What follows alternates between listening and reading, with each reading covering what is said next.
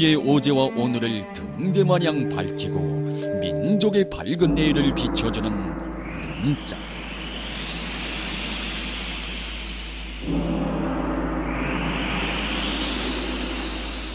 그 장고한 역사 속에 날로 눈부신 빛을 뿌리는 하나의 민족 문자가 있으니 그것이 바로 슬기로운 우리 인민이 창조한 훈민정음입니다.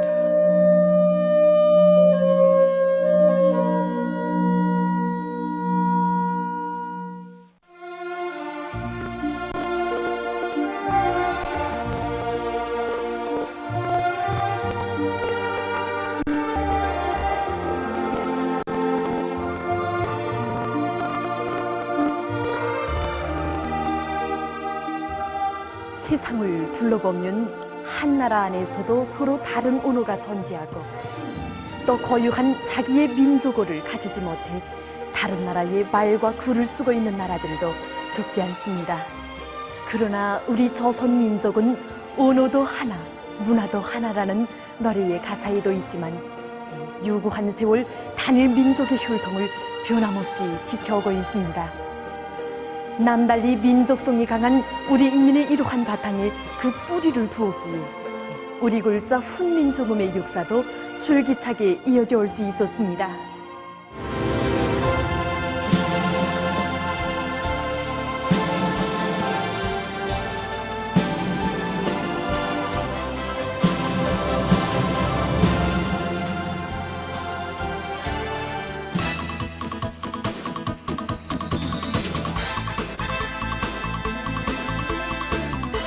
세세기 전민학습의 대존당으로 솟아오른 여기 과학기술존당으로 찾아오는 사람들은 누구나 정보화된 문자의 도움으로 수많은 자료를 열람하며 지식의 탑을 쌓고 있습니다. 훈민정음의 역사와 관련한 우리의 방대한 취재도 인류의 과거와 현재가 하나의 거대한 자리로 응축된 이곳에서 많은 도움을 받을 수 있었습니다. 우리가 취재의 첫 문제로 삼은 것은 훈민정음 해례본이 왜 1940년에야 발굴되었는가 하는 것이었습니다. 이 책의 원본은 경상북도 안동지방에서 앞에 몇 장이 찢어진 채로 발굴되었는데 현재 나라 쪽으로 한두밖에 없습니다. 그러면 15세기에 함께 전해졌어야 할 이 책이 왜 1940년에야 발굴되었는지, 그것도 겨우 한두밖에 전해지지 못했는지 그 역사를 먼저 파헤쳐 보기로 합시다. 1940년대를 전후한 우리 민족 문자의 발전 역사는 수문과 곡절로 올룩져 있었습니다. 4대 물 젖은 봉건 통치배들에 의해 백성이 쓰는 글이라 전시되던 우리 민족 문자는 16세기 초 연산군의 언문금난을 겪으면서 과학적인 발전의 길이 더욱 막히고 오랜 세월 역사의 낙엽 속에 묻혀 버림받아 왔습니다. 진보적인 학자들의 노력에 의해 그 명맥은 간신히 이어져 왔지만 수백 년 세월 훈민정음은 백성들의 기억 속에 사라져 일상생활에 기용되지 못했으며 우리 민족의 자랑으로 되지 못했습니다. 그러던 우리 민족 문자가 빛을 보기 시작한 것은 나라의 근대적 기운이 높아가던 19세기 말부터였습니다. 1875년 9월 운양호 사건의 발발과 그로하여 일제에게 강요당한 굴욕적인 강화도 조약의 체결은 갓쓰고 풍어를 외우며 태평성대를 읊조리던 조선의 량반 사대부들을 크게 일깨웠습니다.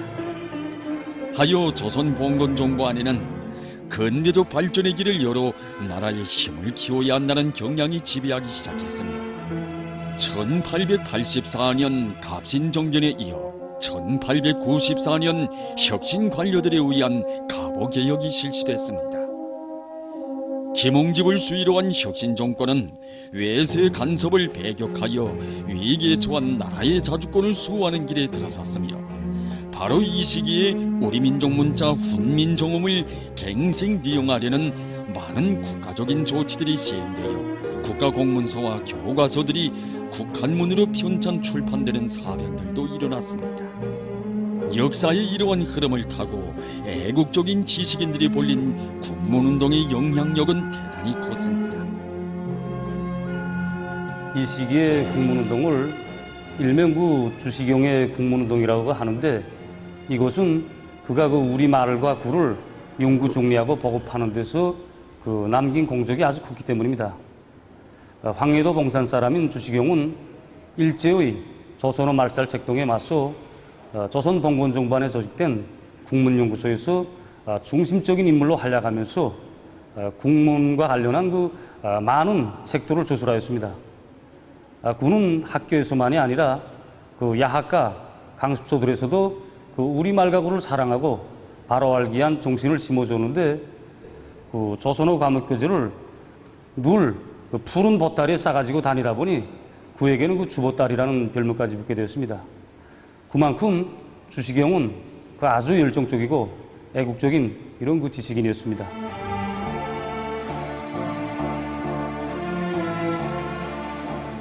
서른여덟의 길지 않은 생애를 깡그리 바쳐 우리 민족의 역사에 뚜렷한 봉우리를 새긴 주시경과 같은 애국적인 지식인들에 의해 인민들의 서사생활에 그나마 리용되던 우리 민족 문자는 일제의 조선 강점으로 하여 피눈물 나는 순환의 역사를 겪지 않으면 안 되게 됐습니다.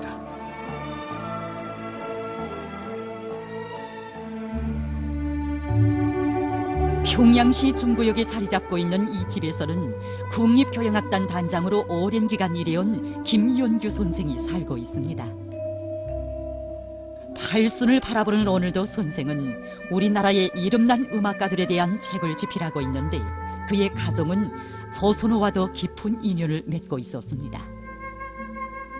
저희 아버지는 고향이 경상북도 경주인데, 어버이 수령님이 크나큰 스님에 의해서 1948년 7월에 공화국품에 안겨 김성종합대학 교원으로, 후에는 사회과학원 언어학연구소 소장으로 오랫동안 사업하였습니다.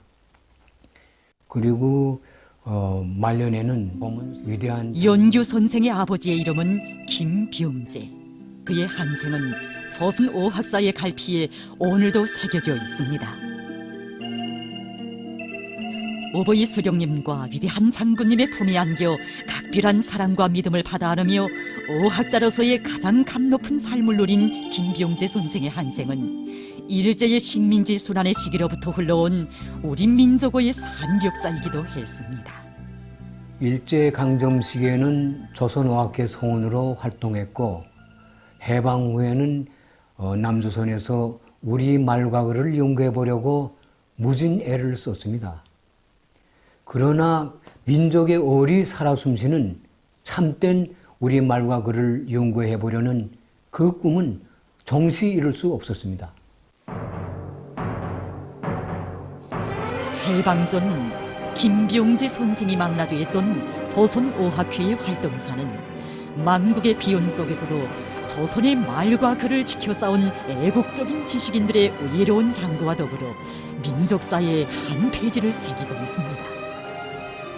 지난 세기 초 무력에 의한 위협 공갈과 사기 협잡의 수법으로 조선을 강점한 일제는 조선인민을 다시는 소생할 길 없는 영원한 식민지 노예로 만들 목적으로 조선의 역사와 문화를 짓밟았으며 조선 사람들의 성과 이름마저 빼앗는 극악무도한 행위를 감행했습니다. 식민지 통치의 전기간 우리 민족의 자주정신을 거세 말살하기 위해 온갖 야만적인 행위를 일삼은 일제는 황국 신민화와 내선 일체의 구호 밑에 조선 사람에 대한 동화책동을 가장 악랄하게 감행했으며, 그 중요한 내용의 하나가 바로 조선인민에게서 민족의 기본 징표를 이루는 조선어를 빼앗고 일본어를 강요한 것이었습니다. 일제는 조선어를 말살하는 것이 조선 사람들이 민족으로서 존재할 수 없게 하는 가장 관건적인 고리로 간주하였습니다. 이로부터 일제는 조선어 교육을 법적으로 금지시키고 일본어를 국어로 선포하였으며 비과학적인 조선어 철자법을 유포시키면서 조선어 말살 책동에 강분하였습니다. 일제가 이처럼 조선어 말살을 집요하게 추구한 것은 강점 초기부터 제놈들이 일본어에 비해 조선어가 대단히 우수하다는 것을 간파한 데도 그 까닭이 있었습니다.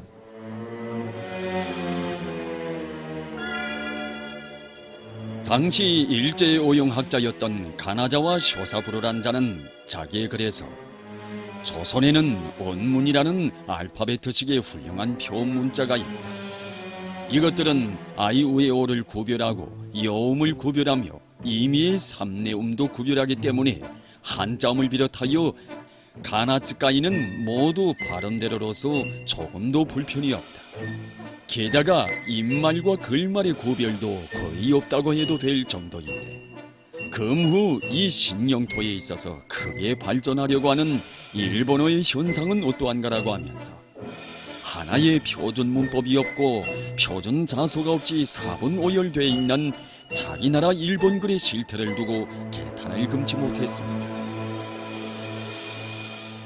우리 민족의 우성을 어떻게 하나 고세말살하기 위해 일제는 우리의 국호말살 행위도 수숨치 않았습니다. 조선이라는 조자에 해솟는 아침이라는 의미가 담겨진 것을 못마땅하게 여긴 일제는 조선 사람을 손인, 조선어를 손으라고 하면서 악랄하게 내리깎았으며 우리의 영문국호 표기가 제놈들이 영문국호 표기의 뒤에 놓이도록 날조하는 행위도 감행하였습니다.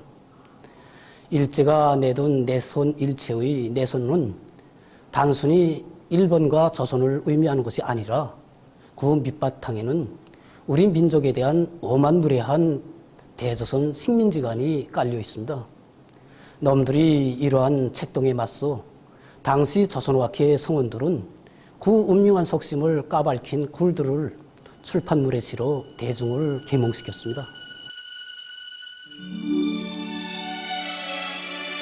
해방 전 일제의 조선어 말살 책동에 맞서 투쟁한 조선어학회의 활동을 구체적으로 그린 이 소설에는 우리 민족의 발전 역사와 그 시대상이 폭넓게 반영돼 있습니다. 소설은 오학회 성원의 한 사람이었고 김병재 선생을 이끌어준 스승이기도 한 리윤재 선생을 원형으로 했습니다. 우수한 재고를 가지고 있으면서도 우리나라는 그때까지 온전한 사전 하나 없었습니다. 여기에 나라까지 망했으니 조선의 실태가 어떠했겠습니까? 이것을 가슴 아프게 여기고 조선어학회 성원들이 우리 민족어를 지켜 나섰던 것입니다.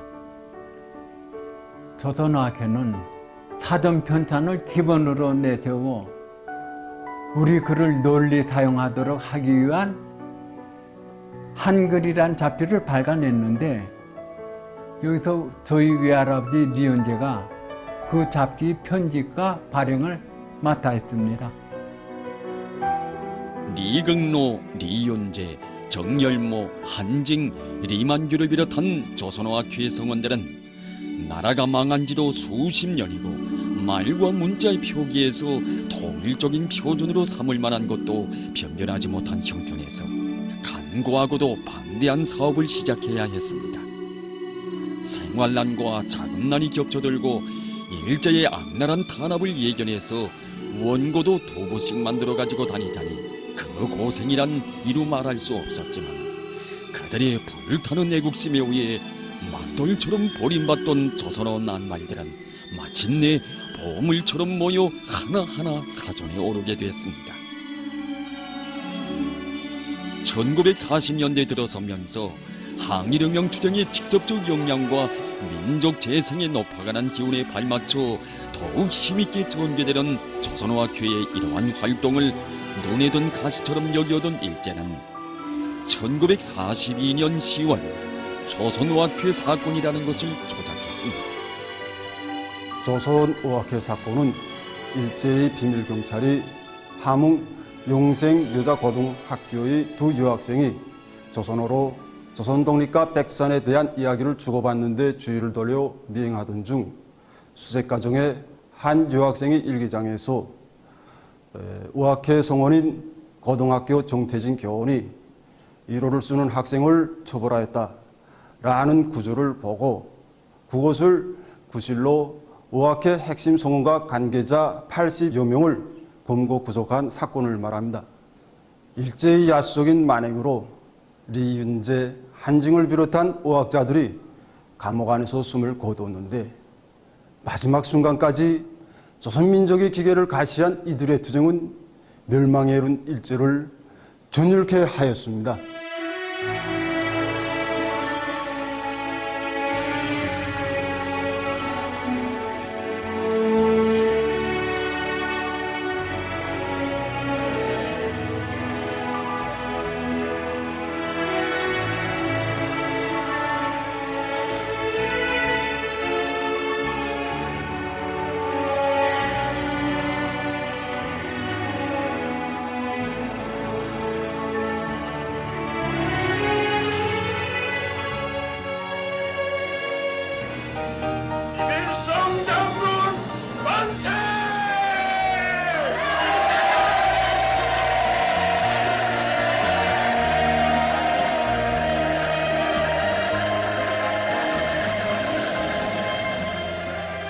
저국 개방의 꿈같은 감격과 환희로 삼천리 강터가 설레던 그날, 오보이 수령님께서는 바로 이곳에서 지난날 일본 제국주의자들은 우리의 말과 굴, 우리 민족의 모든 고귀한 문화유산을 짓밟고 민족 의식을 없애려고 미쳐 날뛰었지만 우리는 우리의 민족 문화를 되살려 민주주의적 기초 위에서 발전시키기 위하여 힘써야 하겠다는 역사적인 개선연설을 하시었습니다. 위대한 은인을 모시어 피눈물 나는 민족 순환의 역사에 영원한 정지부를 찍은 그날, 우리의 말과 굴도 다시 태어나게 되었습니다. 진정 그 순간은 일제에 의해 짓밟혀 역사 속에 묻혀 완전히 없어질 뻔했던 조선 민족의 올 민족 문자 훈민정음이 위대한 태양을 맞이하여 재생하는 역사의 시각이었습니다. 돌이켜보면 한일의 혈전말리 불바다 속에서도 조국 광복회 10대 강령에 우리 말과 글로서 교육할 때 대한 조항을 친히 한자 한자 써넣으시고 요격대원들의 가슴마다에 민족의 말과 글을 조국의 숨결로 부어주시며 민족의 넋을 깊이 새겨주신 위대한 수령님이셨습니다.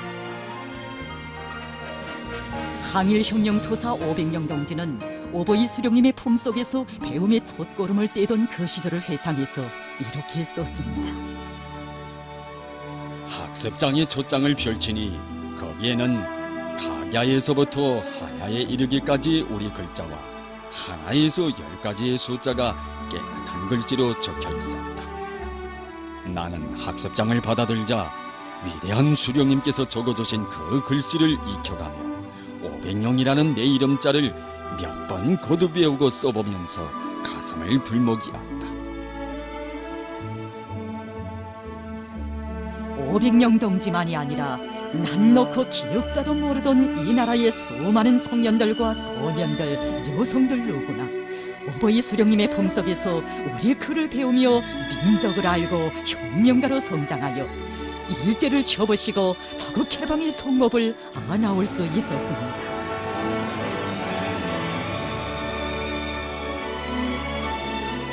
해방 직후 우리말과 글의 실태는 말이 아니었습니다. 국내에서 진보적인 언어학자들을 중심으로 해서 우리 글을 지켜내기 위한 투쟁을 벌였으나 일제의 그 강력한 그 식민지 동화 정책으로 말미암아 우선 통일적인 철자 규범이 없었고 문법도 없었으며 일본어와 한자어 여러 나라 말들이 마구 들어와서 우리의 고유한 민족 글자는 자기의 봉태를 상실하고 어지러워질 대로 어지러워졌습니다. 이러한 실태를 헤아리신 위대한 수령 김일성 동지께서는 해방된 지 2년도 안 되는 1947년 2월 3일에 국가의 통일적인 지도 밑에 조선어를 연구 발전시키기 위해서 조선 어문연구회를 창립해 주셨습니다. 조선의 어학자들이 그토록 소원하던 아름다운 민족어 연구의 꿈을 실현해 주신 오보이 수령님께서는 세조선의 민족어 사전 편찬이 가지는 중요성을 헤아리시고 조선어 문법 교과서와 조선말 사전을 편찬할 때 대한 과업을 내각 결정으로 하달하도록 하신 것을 비롯해서 어문 연구회가 나아갈 앞길을 환히 밝혀주시었습니다. 해방 후 그처럼 할 일이 많은 속에서도 문맹 퇴치를 건국 사업의 선차적 과제로 내세우시고 전군중적 운동으로 힘있게 보림으로써 우리 인민이 세조선의 주인으로서뿐만 아니라 민족 문자의 진정한 소유자, 적극적인 향유자가 되도록 바치오신 오보이 수령님의 그 업적은 우리 민족 문자의 발전 역사와 더불어 오늘도 길이 전해지고 있습니다. 오보이 수령님께서 문맹 퇴치 운동을 현명하게 이끌어주신 내용 가운데는 우리가 다 잘 알고 있는 이 리계산 농민에 대한 정말 가슴 뜨거운 이야기도 있습니다. 1947년 8월 어느 날 강원도 평강군에 사는 리계산 농민이 지난날 지주의 모습으로 천대와 멸시 속에 살아온 자기에게 땅을 주시고 삶의 길을 열어주신 오보이 수령님께 고마움의 인사를 드리기 위해 자기가 농사지은 밀 2말과 감자 1마를 가지고 우리 수령님을 찾아왔습니다. 위대한 수령님께서는 그를 친히 만나주시고 그에게 농사 형편이며 농민들의 생활에 대해서 하나하나 알아보시다가 그가 굴을 모른다는 것을 아시게 되셨습니다. 이날 위대한 수령님께서는 사람은 굴을 알아야 사는 법도 있고 나라를 위해 큰 일을 할 수 있다고 하시면서 이제부터 석 달 동안의 문맹을 퇴치해서 자신께 자필로 편지를 써서 보내라고 갑을 주셨습니다. 그 리계산 농민은 수령님과 약속한 대로 석 달 동안의 문맹을 퇴치해서 이렇게 우리 수령님께 자필로 편지를 삼가 드리고 온 나라 여성들에게 문맹을 퇴치할 것을 열렬히 호소했습니다. 이처럼 위대한 수령님의 탁월한 영도와 세심한 보살피심이 있었기에 우리의 민족 문자는 명실공히 나라의 주인된 인민의 것으로 되고 민족의 우수한 말과 글로 빛을 뿌리게 됐으며 해방 후 3년 남짓한 짧은 기간에 공화국 북반부의 모든 출판물들에서는 우리 글자에 의한 단일한 서사체계가 확립되고 우리나라는 동방에서 처음으로 문맹자가 없는 문명한 나라로 될 수 있었습니다.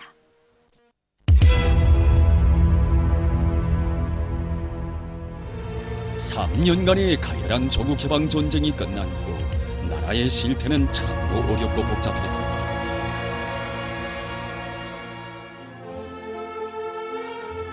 이 시기 공화국 북반부의 전체 인민은 강철의 영장 위대한 수령 김일성 동지의 영도 따라 미제와의 전쟁에서 승리한 기세로 전후복구 건설에 힘있게 떨쳐나섰지만 남조선에선 괴뢰 정부는 나라의 영구 분열을 추구하면서 미제의 부추기 밑에 조선 민족의 단일성을 무시하고 1954년 3월 조선어를 제대로 뜯어 고치려는 한글 간소화 방안이라는 것을 발표하는 노름을 벌려놓았습니다.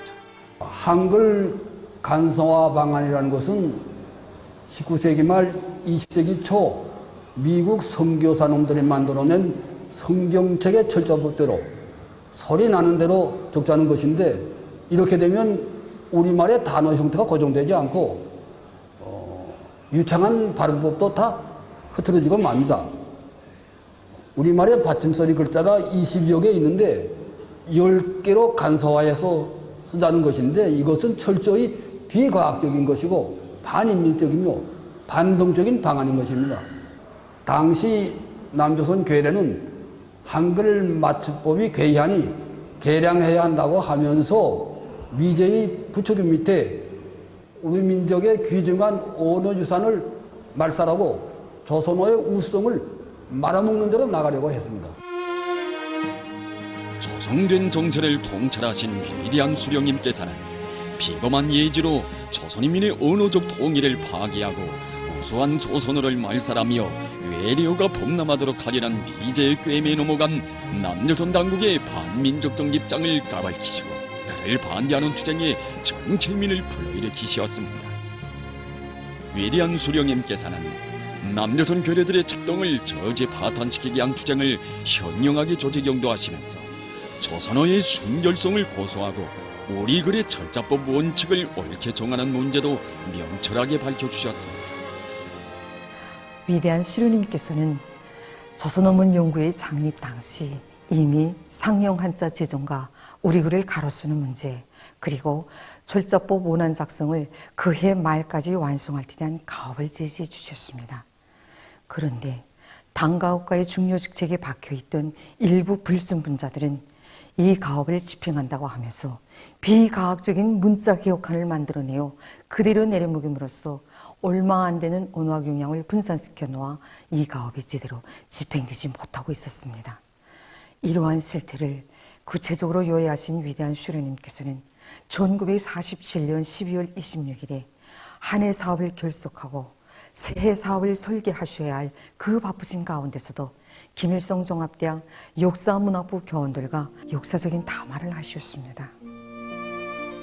위대한 수령님께서는 이날 학자들과 자리를 함께 하시고 문자 개혁 문제를 순수 학술적인 문제로만 보아서는 안 되며 문자 개혁 문제는 민족 문제와 밀접히 결부하여 보아야 한다는 것과 나라가 둘로 갈라진 조건에서 민족의 분열을 가져올 수 있는 그 어떤 문자 개혁도 실시해서는 안 된다는 것을 명백히 밝혀주시면서 언어학자들이 현실적으로 중요하게 제기되는 문제부터 풀며 우리말과 글을 바로 쓰도록 하는 데 도움을 주는 연구사업을 진행해야 한다고 간곡하게 교시하셨습니다.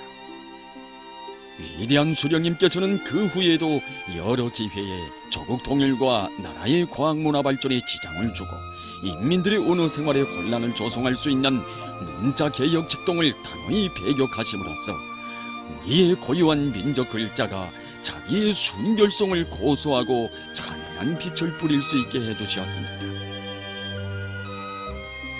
이처럼 나라의 장래와 결부시켜 우수한 우리 민족의 말과 글을 발전시키기 위해 마음속으신 어버이 수령님의 세심한 용도의 손길이 있었기에 공화국법반부에서는 전후 어렵고 복잡한 속에서도 미저와 남조선 괴뢰들의 책동을 단호히 짚으시며 가장 인민적이고 과학적인 형태주의 원칙이 구현된 조선어 철자법이 완성되고 공화국의 첫 민족어 사전이 마침내 세상에 나오게 되었으며 이에 토대하여 우리 민족은 자기 발전의 튼튼한 궤도 위에 들어설 수 있게 되었습니다.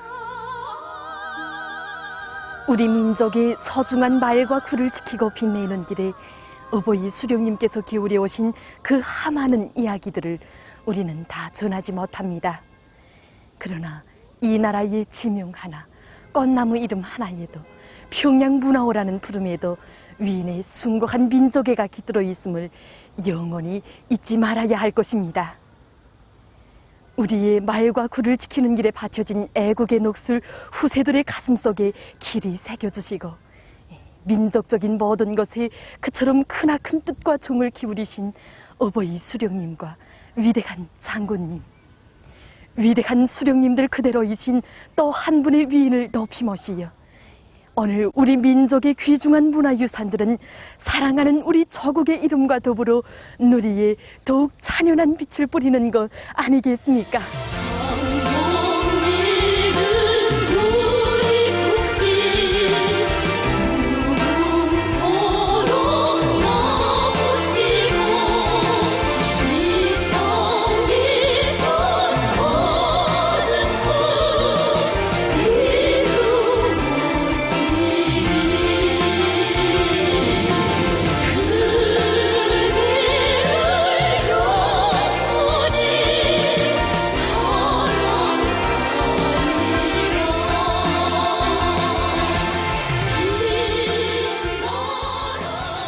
언제나 조선민족의 역사 속에 살아 숨쉬며 민족의 억센 혈맥으로 흐르는 귀중한 문화유산 훈민정. 그 소중한 역사는 민족의 가장 큰 긍지가 무엇이고 민족의 역사와 전통은 어떻게 빛내가야 하는가를 영원한 문자로 새겨주고 있습니다. 오늘도 민족의 넋으로 숨결로 줄기차게 흐르는 이 귀중한 유산과 더불어 이제 김일성 민족 김정일 조선은 제1강국의 위대한 역사를 세상에 보란 듯이 쏘아낼 것입니다.